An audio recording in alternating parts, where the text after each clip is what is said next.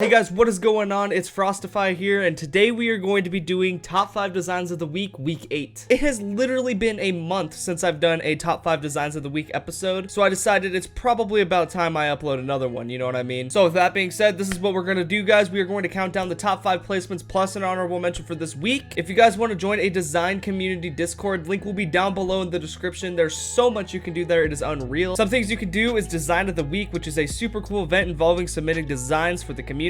We have giveaways go on there consistently, nitro giveaways, design giveaways, you name it. We do all sorts of stuff. So if you guys are interested, down below in the description, 100% join if you guys are interested in that. And like always, guys, if you want to be featured in next week, link down below in the description will be a form you could fill out. Once you fill out that form, your submission is officially good to go for next week. Make sure to follow the directions carefully to make sure your submission is 100% good to go and there's no issues at all. But yeah, guys, with that being said, we are now going to get into the top 5 designs of the week for this week. Let's get right into it.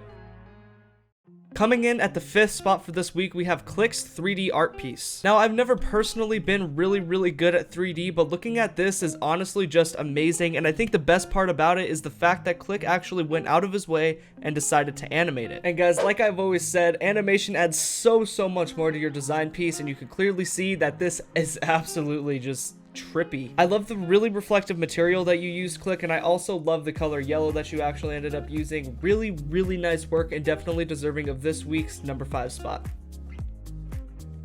Coming in at this week's 4th spot, we have Leatherleaf with a 3D Fortnite scene. One of the reasons why I love this piece so much is the way you executed lighting. I absolutely love how the highlights can be harsh and soft sometimes, which makes the overall image blend together very well. Another thing you executed really well in this 3D scene or thumbnail is the actual posing on the characters. One of the things that actually makes these Fortnite scenes work really well is the posing. You really don't want to have any choppiness or anything like that, so very well done, Leatherleaf. I absolutely love what you're doing, and I can't wait to see more from you, brother. Keep up the good work.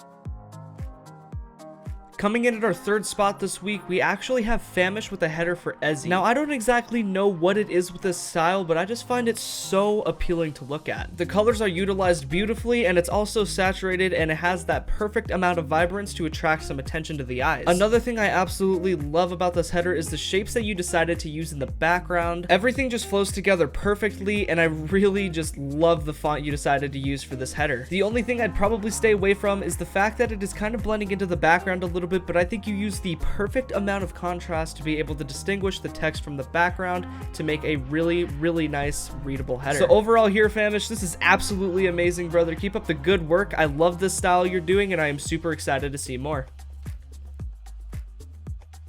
Coming in at this week's 2nd place, we actually have Milo with a header for Knockout City. Now, one of the things I absolutely love about this piece is actually the idea. Not only was this header executed perfectly, but it's very unique. Like, I've actually personally never seen a Knockout City header on the timeline or just in general at all. It literally looks like something the actual game developers and the actual Twitter account would use for their game advertising. So for that, Milo, this piece is executed absolutely perfectly. You used motion blur correctly, lighting correctly, and I absolutely love what you did with the actual title logo. I could tell you really paid attention to detail and added subtle glows where it was needed while also creating depth at the exact same time. Really good job, Milo. I definitely want to see more like this from you, and keep up the good work.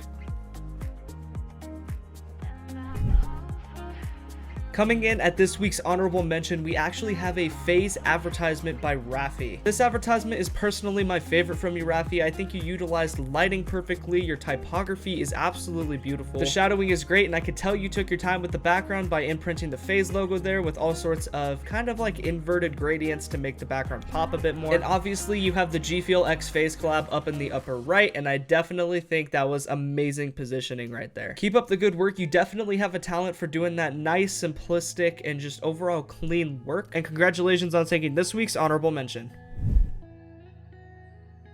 Taking this week's number 1 spot is Keshxn with his Guardians of the Galaxy poster art. And when I first saw this, I was absolutely speechless with the lighting, the positioning, the logo, everything. I've never personally seen a poster in this style with kind of like the blue and red mix with some really strong highlights, and I think it works together way way better than I thought it would. I love how the logo is even blended in with the background to really just make it pop and seem like it's a real cinematic feel. Another thing I could say is the fact that you utilized flares perfectly in this poster. This 100% looks like an actual poster that Marvel would use, and I definitely give you props for that, Keshxn. Keep up the amazing work and definitely continue with the poster designs.